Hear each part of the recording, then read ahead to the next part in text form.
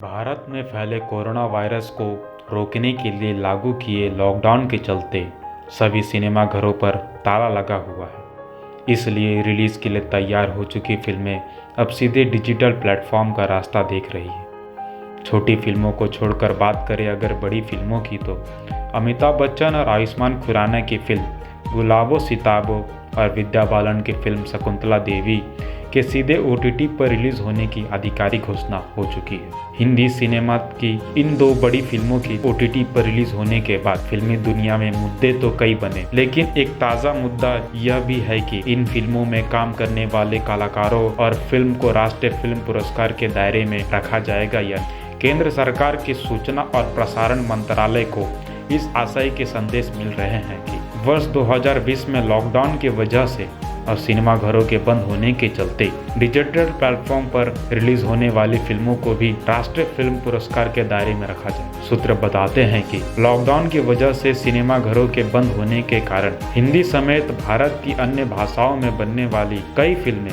Digital platform पर release होने के लिए तैयार है। ऐसे में अगर सरकार OTT प्लेटफॉर्म पर रिलीज होने वाली फिल्मों को भी राष्ट्रीय फिल्म पुरस्कार के दायरे में रखना उचित समझती है तो इससे सबका फायदा होगा। सरकारी सूत्र बताते हैं कि इस मुद्दे पर पूरी तरह से विचार विमर्श करने के बाद बहुत ही जल्द सरकार इसकी आधिकारिक घोषणा कर सकती है। हिंदी सिनेमा की अगर बात करें तो परेश रावल के बेटे आदित्य रावल की फिल्म बम्फाट, प्रियमणि की फिल्म अतीत के बाद गुलाबो सिताबो और शकुंतला देवी के OTT पर रिलीज होने की बारी है। इनके अलावा अनुराग कश्यप निर्देशित फिल्म चोक्ड और विनय पाठक की फिल्म चिंटू का बर्थडे भी OTT पर रिलीज हो रही है। इन फिल्मों में काम करने वाले मुख्य कलाकारों में अमिताभ बच्चन 4 बार, प्रियमणि, आयुष्मान खुराना और विद्या बालन भी एक बार राष्ट्रीय फिल्म पुरस्कार जीत चुके। अगर सरकार इस नए नियम की घोषणा करती है तो अमिताभ बच्चन 5वीं बार राष्ट्रीय फिल्म पुरस्कार जीतने के दावेदार हैं। राष्ट्रीय फिल्म पुरस्कार को लेकर इस समय छिड़ी इस नई बहस का कारण यह भी है कि